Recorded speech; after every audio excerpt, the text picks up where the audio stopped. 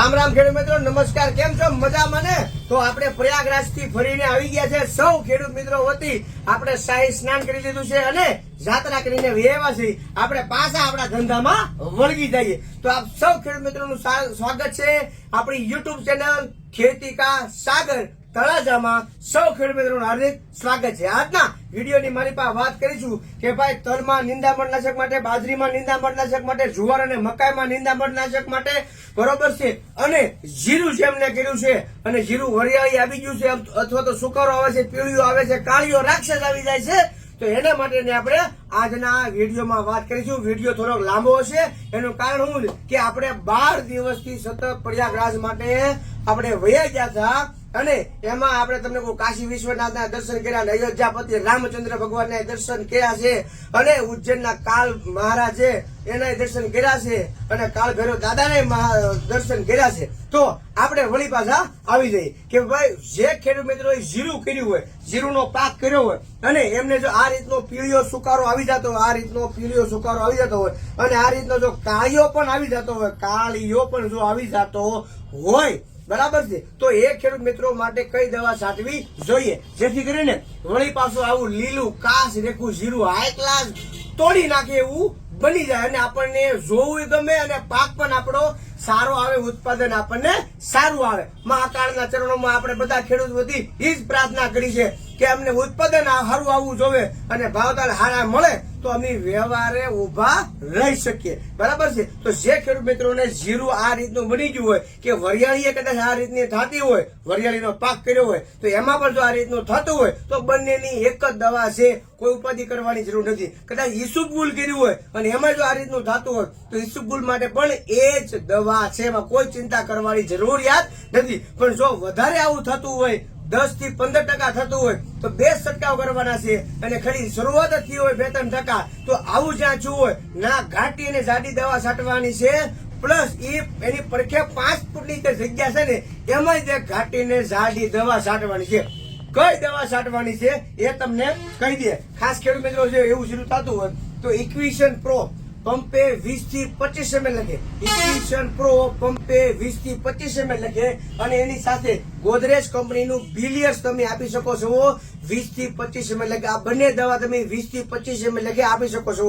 અથવા તો બિલિયર્સ તમને ન મળે, બરાબર છે, તો ઇક્વિશન તો નાખવાનું જ છે પણ એની સાથે તમે ગેલેલિયો પણ તમે આપી શકો છો. ખાલી ગેલેલિયો કે ગેલેલિયો સેન્સાની એકલું ગેલેલિયો આપવાનું છે. પંપે 20 ml લખે એટલે કે 20 થી 25 ml લખે તમે ઇક્વિશન અને 20 થી 25 ml લખે તમે ગેલેલિયો પણ આપી શકો છો. મેં જે તમને જીરાની કન્ડિશન બતાવી છે એમાં જો તમારે 10 થી 15% કરતા વધારે થતું હોય તો 5 દિવસના ગાળે 2 છંટકાવ કરવા જરૂરી છે. જો 2-3% શરૂઆત થઈ હોય તો તમારે એની એક વખતમાં કરો તો પણ કંટ્રોલ થઈ જાય. ગમે એવો કાળીઓ રાક્ષસ આવ્યો હોય કે પીળીઓ થતો હોય કે જીરું સુકાતું હોય કે પીળું પડતું હોય તો પણ તમને એમાં સારામાં સારા પરિણામો જોવા મળશે જીરા માટે, બરોબર છે. એ તમારે જીરા હોય તો હાલશે ને વરિયાળી હોય તો પણ હાલશે. જે ખેડૂત મિત્રો ધાણા કર્યા હોય ને ધાણાના પાકની માલિપા, જે ખેડૂત મિત્રો ધાણા કર્યા હોય અને ધાણાના પાકની માલિપા ફૂગનાશક બેસ્ટ છાંટવું હોય તો તમે એમાં બિલિયર્સ તમે આપી શકો છો અને સાથે સાથે તમે માઇક્રો EDTA પણ તમે આપી શકો છો, બરાબર છે. આ બંને વસ્તુ નાખવાથી આથી ફૂગ હટી જાય, આમથી એને ખોરાક મળશે. જેમ આપણે ખોરાક લઈએ છીએ ઘી, દૂધ, ગોળ, છાશ, હાથનું રોટલો, રોટલી, પાપડ, ભાખરી, એવી જ રીતે બધી જ પ્રકારના આમાં તત્વો એને મળી રહે. ઝીંક, મેગ્નેશિયમ, કોપર, બોરોન, આયર્ન, લોહ તત્વો અને મેલિબ્લોડમ જેવા બધા તત્વો મળી રહે. હા, જો જે ખેડૂત મિત્રોને ઈ સતત ફાલ બેહારવો હોય અને વધારે ઉત્પાદન લેવું હોય તો તમે એમાં ફલમ ગ્રો તમે એક્સ્ટ્રા આપી શકો છો. ફલમ ગ્રો તમે એમાં વધારાનું એક્સ્ટ્રા એડ કરી શકો છો. પંપે 20 થી 25 ml લેખે, બરાબર છે. તો ધાણામાં પણ તમારે આ 3 દવા તમે નાખી શકો છો. તમે ખાલી મારો વિડીયો બતાવજો અથવા સ્ક્રીનશોટ પાડીને આપવાનું દુકાનદારને, આ વસ્તુ આપી જાઓ, કામ આપણે ફટાફટ મસ્તનું થઈ જાય. બીજી વાત કરીશું આપણે આજના વિડીયોની મારી પાસે કે બાજરીનો પાક કર્યો છે અને બાજરીના પાકની મારી પાસે બધી પ્રકારના ખડ થાય છે. કાળિયું, ખારિયું, હાંભો, હાટોડો, લૂણી, દારોડી, દરોડી, કૂતરા, હેમૂળ, સયા, આ બારો તારો, વેકડીઓ, વાંદર, પૂસણ, કેટલીય બધી પ્રકારના નિંદામણો થાય છે, ઘાસ થાય છે, ખહલું થાય છે. 1 એકરમાં 10 પંપ છાંટવાના છે. બાજરી તમારી ઉગ્યા પછી વાવ્યા પછી નહીં, વાવો અને ઉગેલી પછી 5-7 દિવસનો ગાળો પડી જાય. બાજરી તમારી ઉગ્યા પછી 25 થી 30 દિવસની થવી જોઈએ ત્યારે નિંદામણ નાશક દવા તમારે છાંટવાની છે. પેલા પાણી પાઈ દેવાનું છે, પછી દવા છાંટી દેવાની છે અને 2-3 દિવસ રહી વળી પાછું તમારે પાણી પાઈ દેવાનું છે ને પાઈ દેવાનું છે. કારણ કે જેટલો ભેજ હશે એટલું તમને વધારેમાં વધારે સારું પરિણામ જોવા મળશે. એને માટે તમારે જે ધાનુજીન આવે છે એ પંપે તમે 50 ગ્રામથી માંડીને 100 ગ્રામ સુધી તમે નાખી શકો છો. જેવું નિંદામણ હોય, વધારે હોય, મોટું થઈ ગયું હોય તો 100 ગ્રામ, નકર 50 ગ્રામ નાખો તો પણ ચાલશે. એટલા જ નાનથી ગોળ પાન વાળા નિંદામણો બળશે. બરાબર છે. જો પટ્ટી પાન વાળા નિંદામણ હોય કે ભાઈ કાળિયું, ખારિયું, હાંબો, કૂતરા છે, મણસો છે, બાજરીના પાન જેવું છે, જોરના પાન જેવું છે, મકાઈના પાન જેવું છે ખડ હારવાય તો એના માટે તમારે ગોદરેજ કંપનીનું જે જેકાડા આવે છે, બરોબર, આ તમારે લેવાનું છે. અને આની અંદર 2 દવા નીકળશે. આપણે સુરેશભાઈ બતાવી હતી બધાને કે જે 2 દવા જે નીકળે છે જીકાડામાં એ કઈ છે અને કેટલા ml તમારે નાખવાનું છે. તો આ જે જીકાડા આવે ને એમાં આ જે આવે છે એ ગુંદરિયું આવે છે, સ્ટીકર રેઝન, બરાબર છે. એ તમારે પંપે 20 ml લખે નાખવાનું છે. અને એક જે આવે છે ને એ તમારે આ જીકાડા મેન દવા છે અને આ દવા તમારે 57.5 ml આવે એટલે તમારે નાખવાની થાય એક પંપમાં 5.7 ml લખે, એટલે કે 16 લીટરના પાણીના પંપની માલિપા તમારે નાખવાની થાય છે. એટલે કે આપણે 1 એકરનું પાણી બનાવી નાખવાનું. 2 વીઘા હોય તો 10 પંપ થાય એ પ્રમાણે પાણી બનાવી નાખવાનું છે.